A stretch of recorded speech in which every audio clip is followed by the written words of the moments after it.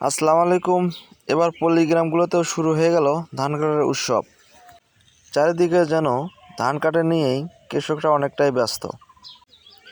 চারিদিক যেন ধানের মৌ গন্ধে কৃষকের মুখে অনেকটাই হাসি দেখা যায়। কখনো সকাল, কখনো বিকাল, কখনো দুপুর, কৃষকরা তার পরিশ্রম দিয়েই এগুলো কাজ করে থাকে। সন্ধ্যার আগ মুহূর্ত তারা অনেকটাই পরিশ্রম করে থাকে, অনেকটাই দিনভর তারা পরিশ্রম করে থাকে। সন্ধ্যা নেমে আসার পরেও মেলে না তাদের গোসল করার সময়। এতটাই পরিশ্রম করতে হয় দিনভর, এতটাই পরিশ্রম করতে হয় তাদের। ক্ষণ যায়, সময় যায়, তারা কখনো কিছু বুঝতে পারে না।